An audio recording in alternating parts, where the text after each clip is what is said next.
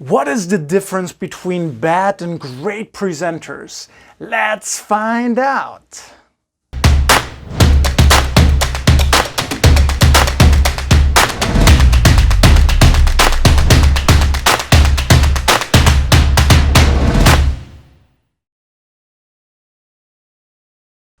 So I'm going to share with you 6 major habits of bad versus great presenters. Because from my experience in the workshops over the last 15 years, bad presenters have very specific habits that they all have in common. Great presenters, on the other hand, though, they also have very, very specific habits that all great presenters kind of seem to have in common. So I want to give you this little comparison so you can decide for yourself what you prefer to do. Habit number 1. Bad presenters care only about themselves, whereas great presenters care mostly about their audience. Very different habit, very habitually different way of thinking and acting. So bad presenters, it's always about me, me, me, me, me, me, me. Oh, I'm so nervous, I'm so worried. Great presenters don't do that. Don't get me wrong, great presenters are often as nervous, sometimes could be even more nervous than bad presenters because the stakes are sometimes higher. But we care more about our audience, we focus more about our audience, and that often makes all the difference. Habit number 2, bad presenters often, they wait for preparing their presentation until the very, very last minute. Great presenters, on the other hand, we prepare our presentations as early as possible. Now really, in my workshops as well, I see it all the time. We always tell participants, send us your material, send us your slides before the workshop. The bad presenters, when do they send it? Sometimes never. Mostly though last minute, like a day before, even though we say please send it 1 week ahead so I can have a look at the material one time, but they often send it at the very, very last minute. Great presenters, on the other hand, habitually they prepare as early and as good as possible. The earlier you're ready, the more comfortable you are. Come on, it's very, very simple. So which one do you rather choose? Habit 3, bad presenters apply positive thinking. Oh, it will be great, please, please, please.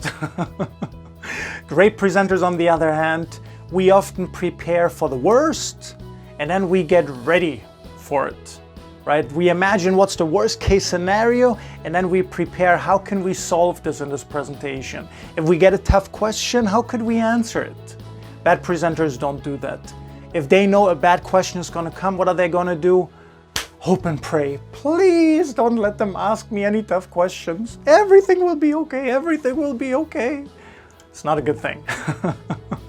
Preparing for tough scenarios is a very common thing and great presenters do it. Habit number 4, bad presenters, they either do not rehearse at all or they over-rehearse. Great presenters, on the other hand, they rehearse enough and then they let it go. Now what is bad presenters' habit? Yeah, it's really either option A, they don't rehearse because they've given up. They know, I'm gonna fail. So what's the point? Or the other option, they go crazy. They write a very, very detailed script, every single word, and then they rehearse, they practice every word again and again and again and again and again. And that is not a good thing either. You know, if you have to remember every single word of your script, oh my God, you will feel very, very stressed. Great presenters, on the other hand, what do?